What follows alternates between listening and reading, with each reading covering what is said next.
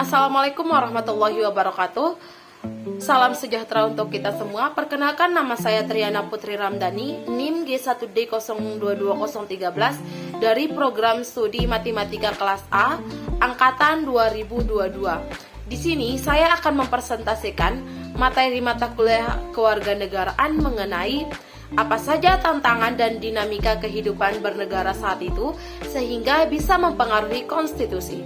Di Indonesia sendiri, dinamika dan konstitusi yang terjadi yang pertama adalah Undang-Undang Dasar Negara Republik Indonesia tahun 1945 pada masa kemerdekaan. Masa berlakunya yaitu pada tanggal 18 Agustus 1945 sampai dengan Agustus 1950, dengan catatan pada tanggal 27 Desember 1949 sampai dengan 17 Agustus hanya berlaku di wilayah Republik Indonesia Proklamasi.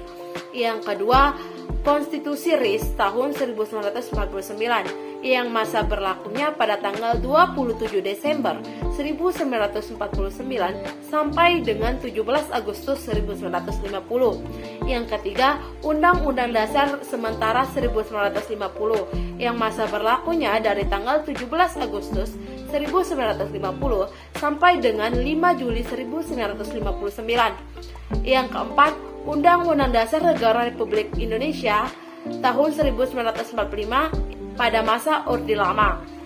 Masa berlakunya yaitu dari tanggal 5 Juli 1959 sampai dengan 1965. Yang kelima, Undang-Undang Dasar Negara Republik Indonesia tahun 1945 pada masa Orde Baru. Masa berlakunya yaitu dari tahun 1966 sampai dengan 1998. Pada pertengahan 1997, negara kita dilanda krisis ekonomi dan moneter yang sangat hebat. Krisis ekonomi dan moneter yang melanda Indonesia ketika itu merupakan suatu tantangan yang sangat berat. Pemerintah berusaha menanggulanginya dengan berbagai kebijakan. Namun, kondisi ekonomi tidak kunjung membaik. Bahkan, kian hari semakin bertambah parah. Krisis yang terjadi meluas pada aspek politik, sehingga masyarakat mulai tidak lagi mempercayai pemerintah. Maka timbullah krisis kepercayaan pada pemerintah. Berbagai unjuk rasa besar-besaran dilakukan di beberapa daerah, mulai dari mahasiswa, pemuda, dan beberapa komponen bangsa lainnya. Pemerintah sudah tidak mampu lagi mengendalikan keadaan. Maka pada tanggal 21 Mei 1998, Presiden Soeharto menyatakan berhenti dari jabatannya. Berhentinya Presiden Soeharto menjadi awal era reformasi di tanah air. Pada awal era reformasi atau pertengahan 1998 muncul berbagai tuntutan reformasi di masyarakat. Adanya tuntutan tersebut didasarkan pada pandangan bahwa Undang-Undang Dasar Negara Republik Indonesia tahun 1995 belum cukup memuat landasan bagi kehidupan yang demokratis, pemberdayaan rakyat, dan penghormatan HAM. Tuntutan perubahan Undang-Undang Dasar Negara Republik Indonesia tahun 1945 merupakan sebuah terobosan yang sangat besar. Dikatakan terobosan yang sangat besar karena pada era sebelumnya tidak bisa dikehendaki oleh perubahan tersebut.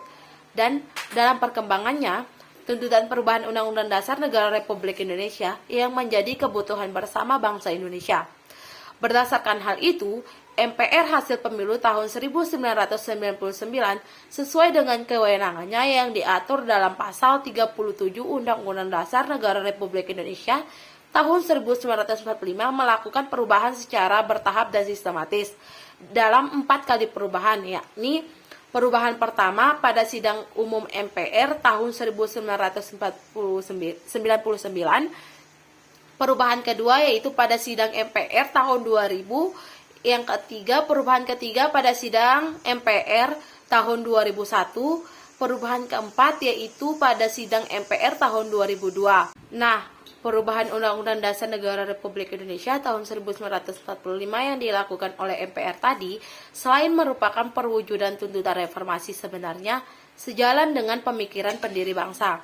Ketua Panitia Penyusun Undang-Undang Dasar Negara Republik Indonesia tahun 1945 yakni Insinyur Soekarno dalam rapat panitia persiapan kemerdekaan Indonesia tanggal 18 Agustus 1945 diantaranya menyatakan sebagai berikut bahwa ini adalah ekor Undang-Undang Dasar sementara, Undang-Undang Dasar kilat, bahwa barangkali boleh dikatakan pula inilah revolusi ground, nanti kita bisa membuat undang-undang dasar yang lebih sempurna dan lengkap. Sekian dari saya, lebih dan kurangnya mohon maaf. Wabillahi taufiq wal hidayah. Wassalamualaikum warahmatullahi wabarakatuh.